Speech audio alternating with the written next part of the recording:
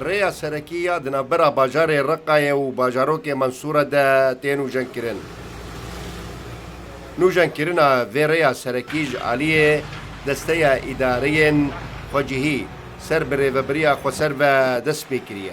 طبعا احنا هدفنا من الاداره المحليه لدسته اداره خواجهی آرمان جامع نوجن کرنا ریا رقا منصورایه به تایبتی جهن کو زرار دیتنه لگور نرخاندنا دسته گشتیا پلاندانین و آماران و دسته دارایی اف پروژه ده حتی باجار طبقه بردوام بکه حتی اف ری بی نوجن کرن پیوستیاوی به 1205 متر سجا آسفالت هیه افزیده ای ساله که دبه دسته اداره خواجهی سر بری و بریا خو سر رين سركي ين ناف باجار الرقاية و رين ناف تخان نوجندكه.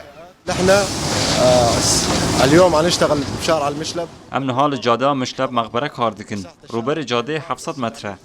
ماده شوسه کوتی بکارانین 1500 متر دوجا درباس کریه. نوجنکرنا و جاده 15 روزان دومه. بری جیمه جاده مطحنه حتین و ساقیه نوجنکر بون.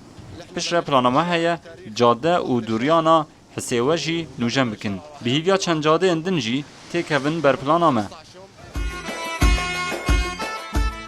دشش حزیران ای سال دجی دسته اداره خواجهی یا ریوبری خسر به مراسم کفرمی پرا سرکی یا رقای و رجحلات و رج آوای باجر به هوا گرید ده لبرچون و هاتنا خلکی اتومبیلو بارهل گرانو تفگرا بازرگانی وکر لولو خان روداو